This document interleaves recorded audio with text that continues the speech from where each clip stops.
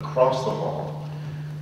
Today, we are going to have the first of several sessions right now. Plenty of time for your questions toward the end.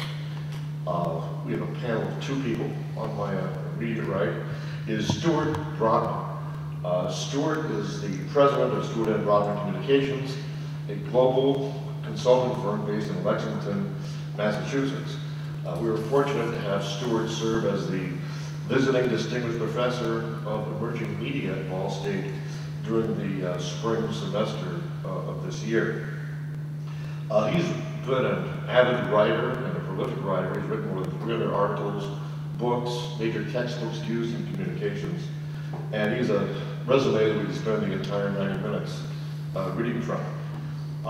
Most recently, he's been appointed by the Obama administration to be on the United States Department of State's Advisory Committee on International Communications and Information Policy.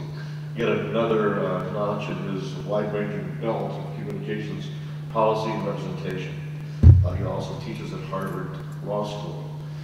On my left, and rounding out our two-person panel today, this morning, is Jennifer Richter. Jennifer is a partner at the law firm of Patton Boggs at the Washington, D.C. office. She co-chairs both the Public Policy Department and the Technology and Communications Practice Group at Patton Boggs. She has had a wide-ranging career in communications. In the private sector, she helped a wireless startup grow and later sold to, or later became Sprint Communications. As a partner at Patton Boggs, she's involved in representing a variety of communications clients, transactional work, regulatory work on the state and federal level. She's been very active on the National Broadband Plan and counseling clients on funding opportunities and policy development. Today we're going to start off with a presentation by Stuart that will summarize on an overview. What we do is a 30,000-foot view, and clearly what we hope to do, I think by the end of the panel, is obviously let us explain.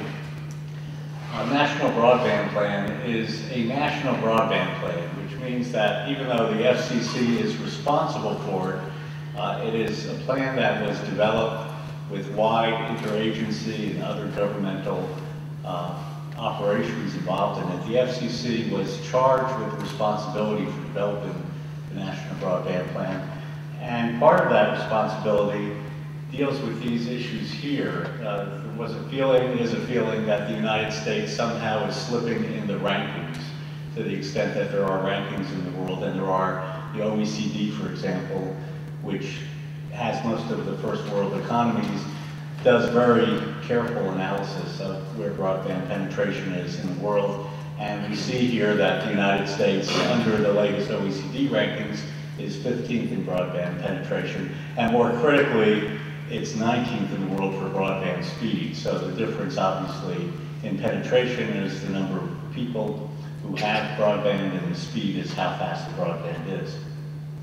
So the ultimate conclusion, and this was really a conclusion that was reached by Congress, was that our U.S. communications infrastructure needed a significant upgrade.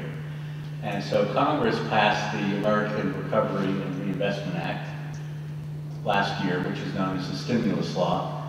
And in that is a provision which requires that within a year the FCC develop and release a national broadband plan. And so on March 17th of this year, the National Broadband Plan was released by the FCC to deal with a broadband strategy. So it's a strategic document. It's also what is called an organic document, meaning that even though it has confines on paper, it can grow over time, it can change over time. It's a very unusual document in that it's not just a report, it's a plan.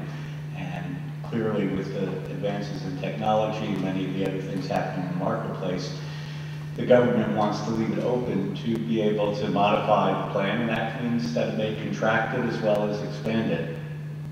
The focus of the National Broadband Plan is on trying to expand that penetration map, which means to try to fill in portions of the country which are currently what's called unserved or underserved, and then particularly in the rural areas of the country where there is no broadband capability, or very little of it.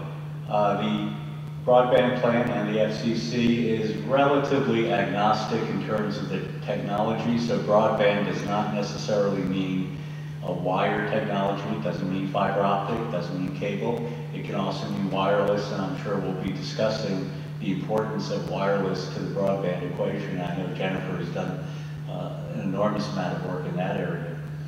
And then obviously there's the connection to our overall economy, and we're clearly in a tight economic time now, and part of what broadband potentially can do is to link up with job creation and job retraining and some of the other public benefits that it could offer.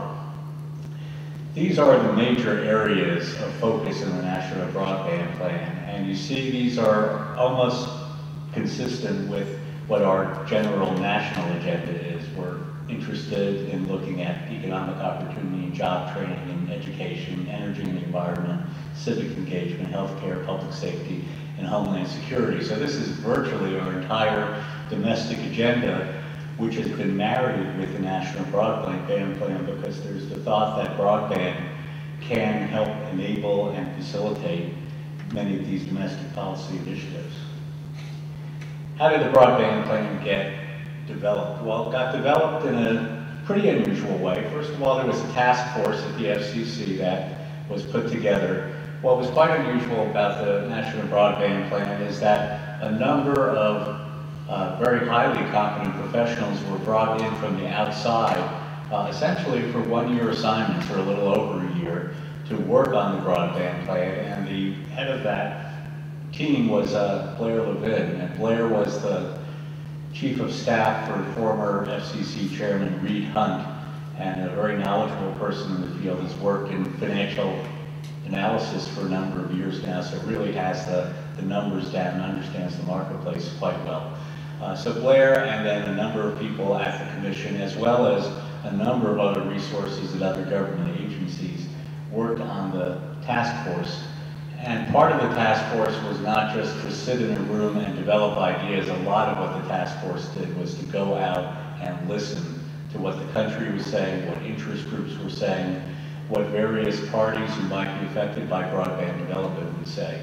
And so they had a series of public forums in the United States. They used blogs, they used all digital technology to try to offer and receive inputs. So you see they had a blog, they had Twitter and Facebook and YouTube invitations and had people communicate there.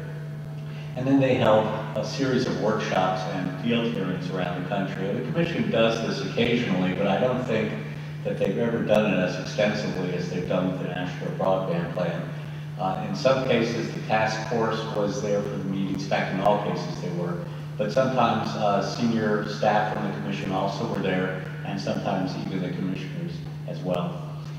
The structure of the broadband plan is really short-term and long-term. And so the first short-term goal is to look at what the FCC has done in the competition area, because there's this notion that competition and broadband development are closely linked. If you have more players out there, then presumably you will have more incentives to compete in the marketplace, and you'll have greater dispersion of broadband. And so that starts to address this aspect of penetration.